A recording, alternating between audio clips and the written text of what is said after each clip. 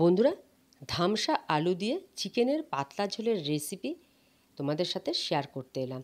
বন্ধুরা, যারা চিকেন পছন্দ করো না, চিকেনের একটা বাজে স্মেল তাদের নাকে লাগে, তারা এইভাবে একবার চিকেনের পাতলা ঝোল রান্না করে খেয়ে দেখবে। খেতে কিন্তু অসাধারণ লাগে, একটুও গন্ধ লাগবে না। চলো রেসিপিটা দেখে নিই। চিকেনের এই পাতলা ঝোলের রেসিপি করার জন্য আমি এখানে 1 কেজি চিকেন খুব ভালো করে ধুয়ে জল ঝরিয়ে নিয়েছি। এবার চিকেনটা ম্যারিনেট করব, তার জন্য একটা বড় লেবুর রস আমি এই চিকেনের মধ্যে দিয়ে দিলাম। আমি এখানে 1 কেজি চিকেনের জন্য একটা বড় লেবুর রস দিয়েছি, তবে তোমাদের কাছে যদি লেবু ছোট থাকে তাহলে 2টো লেবুর রস দেবে। এর মধ্যে দিয়ে দিচ্ছি বড় চামচের 1 চামচ ক্রাশ করা গোলমরিচ গুঁড়ো, আর দিয়ে দিচ্ছি 2 চামচ কাঁচা সর্ষের তেল।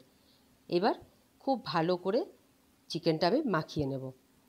খুব ভালো করে লেবুর রস, গোলমরিচ আর সর্ষের তেল দিয়ে চিকেনটা মাখিয়ে ঢাকা দিয়ে প্রায় 20 থেকে 25 মিনিট রেস্টে আমি রেখে দেবো।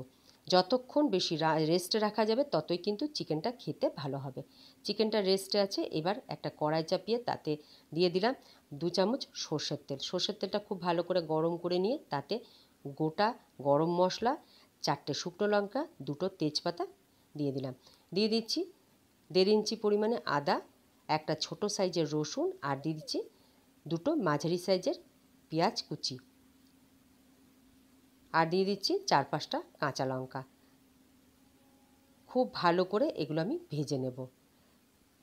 ভাজাটা খুব ভালো করে ভাজবো, কিন্তু ভাজা পোড়া পোড়া হবে না। যদি পোড়া পোড়া হয়ে যায় তাহলে কিন্তু মশলার যে সুন্দর গন্ধ সেটা থাকবে না। এবার এর মধ্যে দিয়ে দিচ্ছি 2টো টমেটো। সমস্ত মশলাগুলো আমি একটু ভালো করে ভেজে নেব। দেখো মশলাগুলো অনেকটাই ভাজা হয়ে গেছে। এবার মশলাগুলো নামিয়ে ঠান্ডা করে নেব। এই মশলাগুলো ঠান্ডা হয়ে গেলে খুব মিহি করে একটা পেস্ট আমি তৈরি করে নেব। দেখো মশলাগুলো কিন্তু এর বেশি পোড়া পোড়া করে ভাজলে ভালো লাগবে না। ওই কড়াইয়ের মধ্যে দিয়ে দিলাম 1 চামচ সর্ষের তেল। সর্ষের তেলটা গরম করে নিয়ে তাতে বেশ বড় বড় করে কেটে রাখা আলু দিয়ে দিলাম। দিয়ে দিলাম লবণ আর হলুদ। লাল লাল করে এই আলুগুলো ভেজে নেব। চিকেনের পাতলা ঝোলে যদি বেশ বড় বড় করে আলু এইভাবে ভেজে দেওয়া যায় তাহলে চিকেনের পাতলা ঝোলটা খেতেও ভালো লাগে, আর এই আলুগুলো কিন্তু খেতে খুব ভালো লাগে। দেখো আলুগুলো ভেজে তুলে রেখে দিলাম। এবার ওই তেলের মধ্যেই আমি যে চিকেনটা ম্যারিনেট করে রেখেছিলাম সেই চিকেনটা দিয়ে দিচ্ছি। এই চিকেনটাও আমি একটু হালকা ভেজে নেব। চিকেনের কালারটা যতক্ষণ পর্যন্ত না চেঞ্জ হচ্ছে ততক্ষণ পর্যন্ত আমি চিকেনটা ভেজে নেব। দেখো চিকেনের কালার কিন্তু চেঞ্জ হয়ে এসছে। খুব বেশি আমি চিকেনটা পোড়া পোড়া করে ভাজবো না। চিকেন ভাজা হয়ে গেছে, নামিয়ে দিয়েছি কড়াই থেকে। এবার অন্য একটা কড়াইয়ের মধ্যে বাকি রান্নাটা আমি শুরু করব। তার জন্য কড়াইটা বসিয়ে গরম করে নিয়ে তাতে দিয়ে দিলাম 1.5 চামচ পরিমাণে সর্ষের তেল। সর্ষের তেলটা গরম করে নিয়ে তাতে 1 চামচ চিনি দিয়ে দিলাম। চিনিটা মেল্ট হয়ে গেলে দিয়ে দিলাম 1 চামচ গোটা জিরে আর 2টো তেজপাতা। ফোড়নটা একটু ভাজা ভাজা হয়ে গেলে তাতে দিয়ে দিচ্ছি 2টো পেঁয়াজ কুচিয়ে রেখেছিলাম, সেই পেঁয়াজ কুচিগুলো। ফোড়নের সাথে পেঁয়াজ কুচিগুলো খুব ভালো করে ভেজে নেব। দেখো পেঁয়াজ কুচিগুলো বেশ একটু লাল লাল করে ভাজা হয়ে গেছে। এবার এর মধ্যে দিয়ে দেব ধনে গুঁড়ো, জিরে গুঁড়ো, হলুদ আর একটু লঙ্কার গুঁড়ো। আমি এখানে লঙ্কার গুঁড়োটা খুব বেশি ব্যবহার করিনি। আর একটু জল দিয়ে মশলাটা খুব ভালো করে কষিয়ে নেব।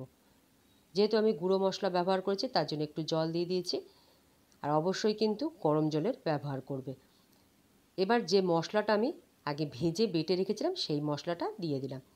এইভাবে যদি মশলা ভেজে চিকেন রান্না করা যায় তাহলে চিকেনটা খেতে কিন্তু অসাধারণ টেস্টি হয়, আর চিকেনের থেকে যে একটা বাজে স্মেল আসবে সেটাও কিন্তু আসবে না।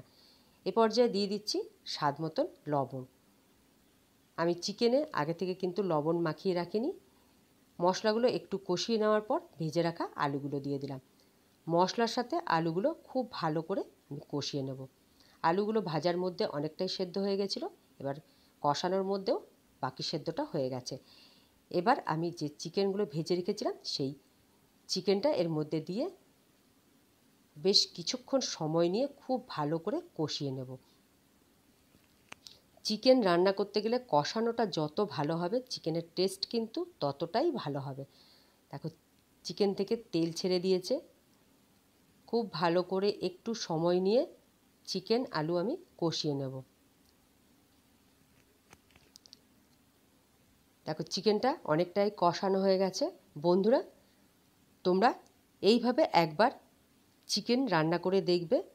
চিকেনের যে একটা বাজে স্মেল সেটা তো লাগবেই না, আর চিকেনটা বেশ অনেকটাই জুসি হবে, খেতে দুর্দান্ত লাগবে।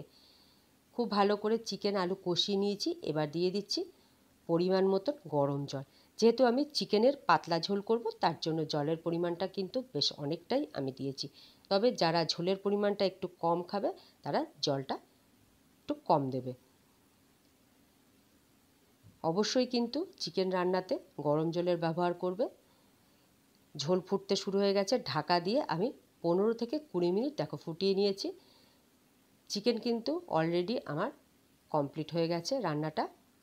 খুব ভালো করে চিকেন সেদ্ধ হয়ে গেছে, আলুও সেদ্ধ হয়ে গেছে। এবার দিয়ে দিচ্ছি 1 চামচ শাহি গরম মশলা আর একটু ঘি। শেষে যদি এইভাবে একটু শাহি গরম মশলা বা যে কোনো গরম মশলা আর একটু ঘি দিয়ে চিকেনটা নাড়াচাড়া করে রান্না করা যায়, তাহলে কিন্তু চিকেনটার স্বাদ অসাধারণ হয়।